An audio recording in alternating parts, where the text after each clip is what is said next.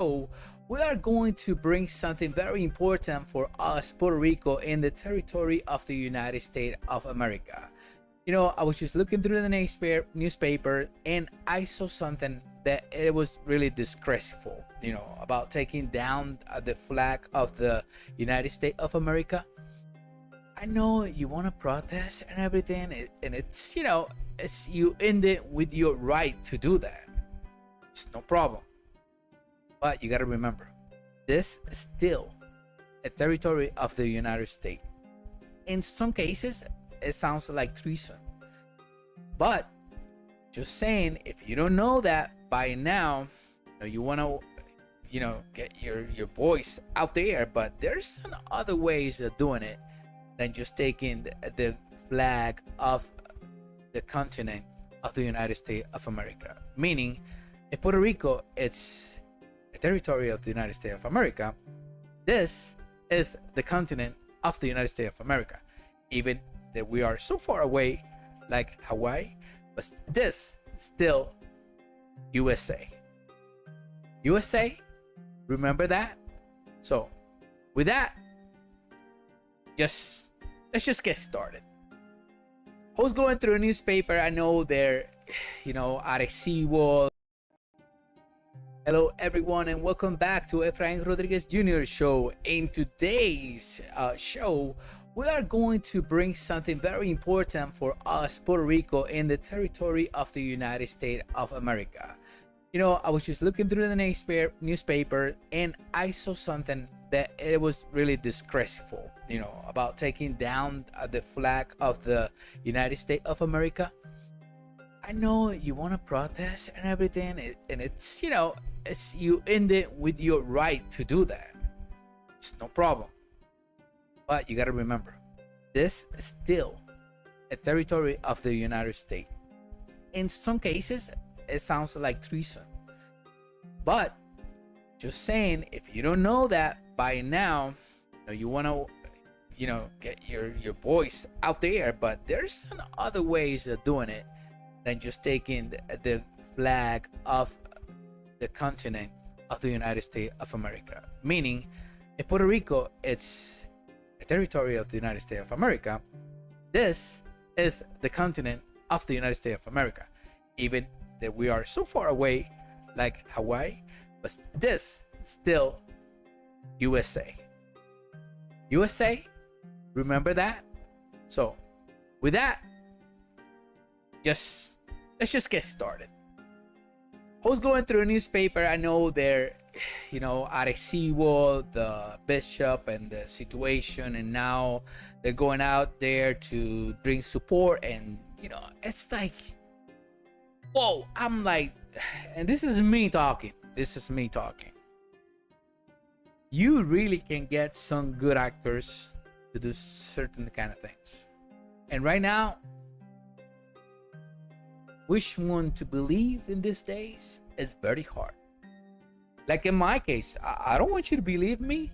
I'm gonna bring you like it is. You look and research for your own information and don't stay dumb. I decided not to be dumb for the rest of my life, and having this channel is kind of helping me out to look for the truth. And if I say something that is not true, go ahead and comment on the box. It's open for discussion. I love having discussions. I gotta say this. I know I had this way of saying things that I call it like it is. If I learn something, and I learn something from especially women's, we have grandmothers, mothers, sisters, So one time I noticed something, and I'm the kind of person that always been saying it, and it's not a joke, and joke to the side, I said there's never an ugly woman in the world. And I am that kind of person that I said that, and I stand by that for the rest of my life. But the another side of that, face, if a coin has two faces, you flip it, there's one side and there's the other side. The other side is oh Lord, some of them, they can go out there and really not take care of themselves, like the way they dress, the way they cut their hair, the way they're feminine, you know, like it's just like sometimes it's just barbaric. And I saw this woman talking in the EU that her hair was so I was like, oh my god, she looks like a crazy woman. But and I say everything that she was saying, it was right on the spot, spotless, pretty much. And I commented, and I commented, but at the same time, I had to comment about her hair. And I got two women talking and just try to eat me alive. And I say, I stand by that. I didn't try to joke more about it because it wasn't a joke. If you go to a place for people to listen to what you're going to say, it's like me, okay, I'm just gonna use this shirt and it has this big hole here, and then people gonna be like, who's this guy? A rock star, you know? I don't know. But if I come here, at least I had to look in a certain way for you to be like, you know what? I'm gonna listen to this guy. But the way she was spot on. She was spot on on all the remarks she was saying about all the different places that, you know, we never care about, and there was so many like genocide, you know, wars. And now, and because it's Ukraine, now everybody's interested on Ukraine. And we know because there's a lot of people had interest on Ukraine. And that's what I'm going to talk about today. I'm going to talk about what is it, the interest in Ukraine, and what is this guy from the Senate in Puerto Rico is talking about. So let me just finish, because probably this lady is going to follow me and she's going to come and comment it here. But in TikTok, you don't have the chance to, when you type something, explain yourself, but to see if they can at least understand what you're saying.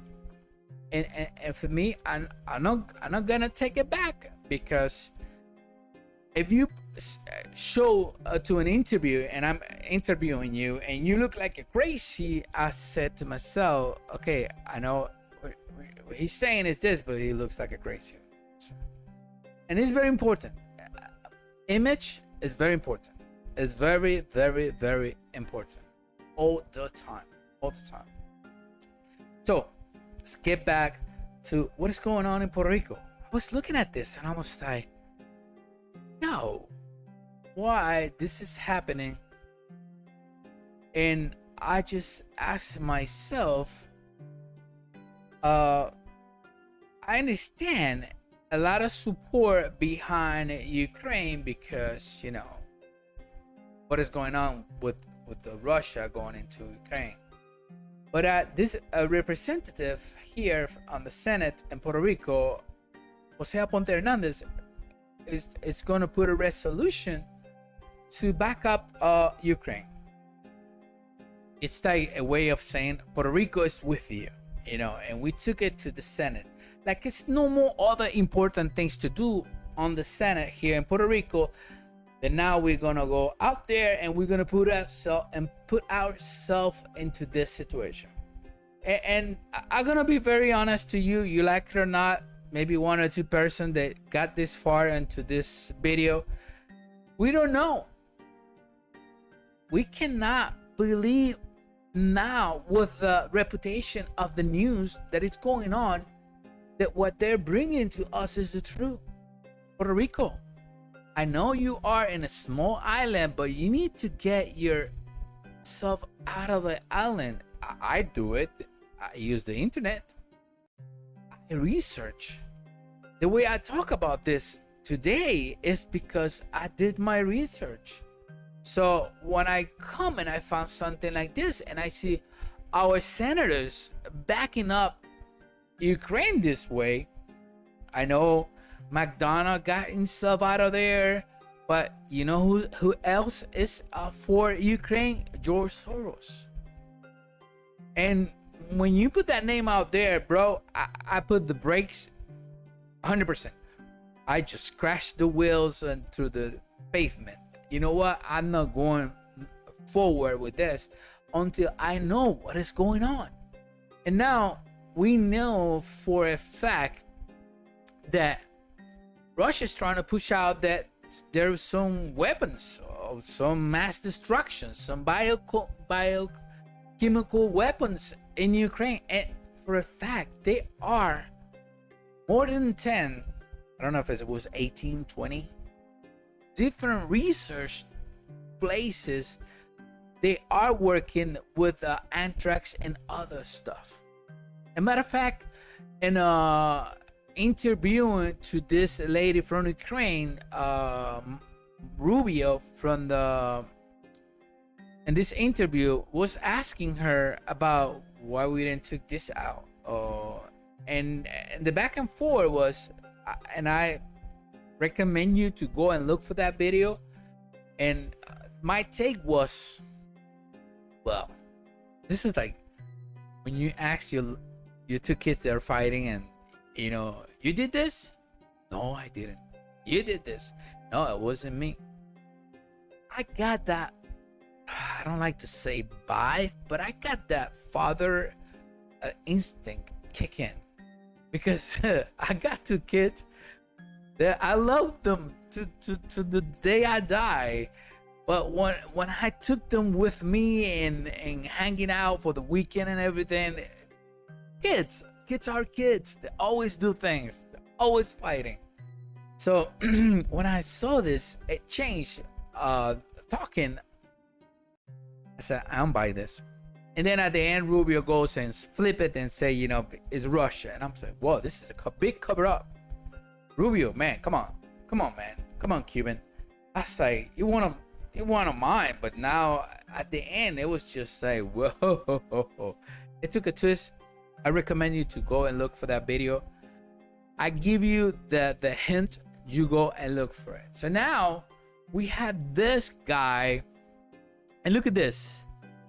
Volodymyr Zelensky will offer a virtual